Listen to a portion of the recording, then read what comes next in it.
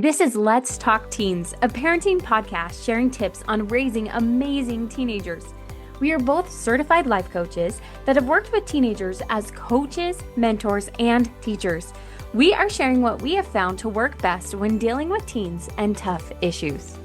This is Abbi and Cheree, Let's Talk Teens, episode 63, Why Parents Must Unlearn and How Teens Can Too. Cheree, I'm so excited. We've been on a little break for a second. I'm excited about your topic today. Yeah, and January is a perfect time to unlearn, right?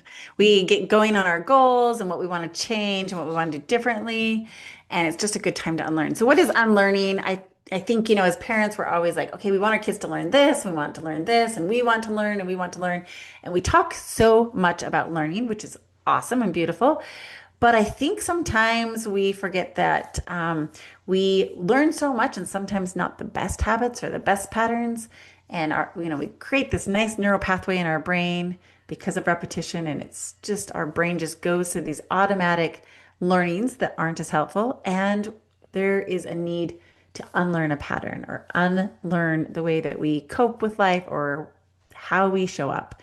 And so unlearning, I think, can be pretty important. I love that because I think all the time, like we get to take the best of our family of origin and how we grew up and the stories and experiences that happened to us. And hopefully we carry the best forward. But there are so many times when sneaky old habits like pop up, or you don't even realize, oh my goodness, I do this thing, right? That I don't want to do anymore. And so I think that's really powerful to go, okay, what do I want to stop doing? We tend to pile on things in the new year of, I'm going to do all these new things. It's important to think about, what do I want to stop doing? Yes, for sure. Like, it's that, okay, what do I want to start in the new year and what do I want to stop? And as you talked about those family patterns that maybe our parents, always showed up this certain way and parented. And so we carry on that tradition and it's not helpful and it's not the way our children need to be parented. And we need to change some of those habits. And I think it's so good. So as I said before, we have our neural pathways in our head, and those are just repeated thoughts. They're just, the way they're paths that our brain has gone down over and over and over again. I always explain them to my teen clients as, as you're going on a hike and there's this trail that's just really well paved. So many Hmm. people have taken that same hike on that same road or that same path. But what would happen if you create a new path and on this hike, you're gonna have to push through brush and there's gonna be rocks and you're gonna have to go over that new path so many times before it's well traveled and it's paved really nicely. And that's the same thing in our brain. We have all these neural pathways. And so we have our way of thinking, doing and acting and behaving that we've done over and over again. And so to create a new path, a new neural pathway is hard sometimes. It's not easy. But I think the very first thing that we need to do when we do that is, or to even to change these pathways or unlearn, is to be aware of the pathways or the patterns we want to change. And awareness is the first step to change. I love what you're describing here. It's, neuroplasticity and this idea that I can change. And that is actually a relatively new science. Like we used to believe 10 plus years ago, hey, I'm born with the personality, I'm born with the skills that I have, and that's it. But I love this idea. Yes, I can change. Now, just like your hiking analogy, it's hard. It's better and easier to go on that well-worn path, but I can change and I can learn. And there's this great video on YouTube, and you can look it up. Maybe there's a few, but I really like it's like 3 minutes, and it talks about neuroplasticity and how our brain is like plastic and it's adaptable and it can change. And it is, noticing a pattern. And then if we want to change it, every time we change it, we're creating this new pathway. And before long, it becomes our new neural pathway. And that's what we're doing when we're unlearning. So as a parent, I want you to think about some of the ways you parent. And maybe you are a parent who tends to lean more towards yelling or screaming. Maybe you're a parent who uses the guilt trip a little bit more. Maybe you're a parent who questions everything that your teens do. And just ask yourself, is this a helpful pattern? Become aware of it. Notice it when you do it. Now, here's the tricky part, and I notice teens struggle with this too, and so you can help your teens with this as well, is we notice our pattern and then we're quick to beat ourselves up and be like, Yeah. okay, I suck. Like, this is so bad. I don't want to do this. And we start to do the whole like blame shame thing on ourselves. And bully ourselves and we're so hard on ourselves, which actually isn't helpful in creating a new pattern. It just keeps some of the old patterns continuing. So, my suggestion is first become aware and then notice when that old pattern comes up and be like, oh, it's coming up. And you are curious about it. Okay, why am I doing this? And why? And do I like this? Is this something I want to continue? And you just get super, super curious about it. And then one of my favorite phrases to say after we get curious is, okay, this is what I want to do next time this happens. So next time, my teenager misses curfew, instead of yelling at them and taking everything away, I want to. And so we make a plan for the next time it happens. And I love that. And you're going to need a million reminders because that automatic pathway is going to pop up and go, oh, here's that anger I feel. Here's my thoughts about how my teen is so irresponsible and how they kept me up and I'm tired, right? So I've got to have a game plan or I'm just going to go to that pathway because that pathway of yelling, why do I do that? Well, it works, right? It makes me feel better as a parent because I'm angry and upset. It makes me feel like I've disciplined them. It makes them go, Mom, Dad, I'm really sorry, right? So there's reasons why we go to those and addressing those and going, okay, I'm going to be tired and upset when they show up at 1 o'clock. And how am I going to stop myself from yelling? Okay, I have a plan. Yes, I love that. And then on the flip side with the teenager, maybe their habit is coming in late for curfew over and over again, or maybe their habit is procrastinating until the very end of the term. And so they're getting, everything's stressful at the end.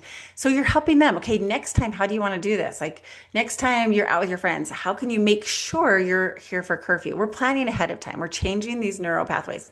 How can we do this next term differently as we go into a new one? What can we change? What are going to be some of the obstacles? What is our brain going to want to do?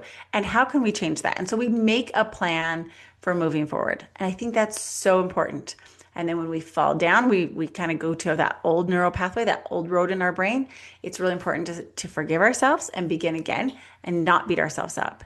It's changing the patterns and it's just a little bit at a time. And we're for sure going to be like a toddler learning to walk. We're going to fall down, but we're going to get back up every time, right? Every time we're changing this neural pathway, every time we're aware of it, every time it comes up, every time, we are a little mad at ourselves or a little frustrated, we're going to show compassion and kindness and get back up just like a toddler. I love your examples because they call for really different responses as a parent, and like that's a personal decision. So if my teen's coming back at 1, I know myself and how much I love sleep and how worried I am as a parent that I would be very, very upset about that. Maybe level 7, level 8 on my scale of I'm so upset.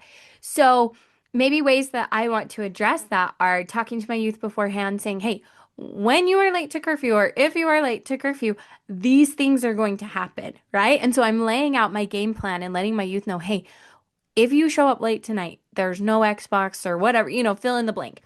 Now, with the example of my youth panics and procrastinates all till the end, and then they're on the kitchen table crying, maybe in the past, my response has been, that I chew them out, that I then sit down with them and we're both so like I'm so angry, but we get their homework done, right? Or whatever. Maybe the choice that I'm going to make this time is I go over, I say, honey, I'm so sorry that, you're upset and stressed about these projects. Good luck. Like, I love you. I know you'll figure this out. And I'm going to leave the room, right?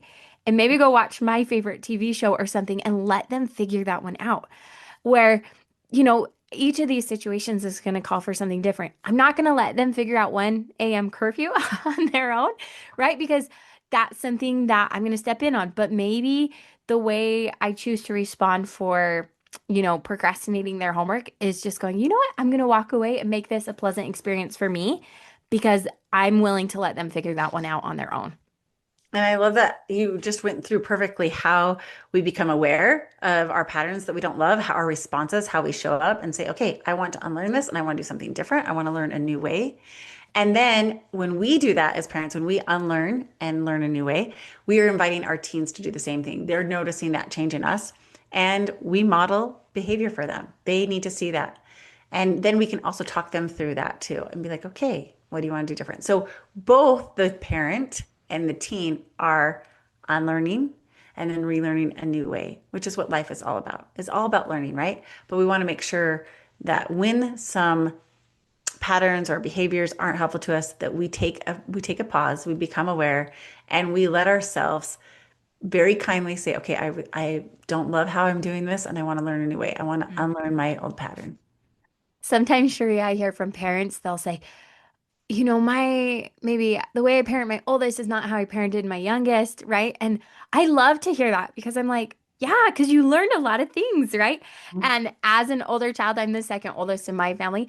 I was like, oh man, the youngest learned so many lessons from like things that I learned with my parents, but that's how it should be, right? We should totally Absolutely. look, yeah, and go, oh, that didn't work. I'm going to try something else instead of just going, nope, this is the way I've always done it and I'm doing it this way. Yes, and I can totally agree with that. I've parented our youngest very different than our oldest, and I have a lot of regrets. But at the same time, it's like, okay, I did what I knew then, and now I've unlearned and I know some new things, and I want to be better going forward for my oldest and for my youngest. As we unlearn and we relearn, it just makes all the relationships and life better. So happy unlearning to all of you parents out there. Thank you for listening to Let's Talk Teens with Cheree Murdock and Abbi Winslow. If you are looking for more tips to help your teenager, here's where you can find us. You can find Cheree Murdock on Instagram at Cheree Murdock Coaching or on her website, ChereeMurdock.com. You can find me, Abbi, on Instagram as Abbi Winslow or on my website, AbbiWinslow.com. Please rate and review our podcast and share with a fellow parent. Thanks for listening.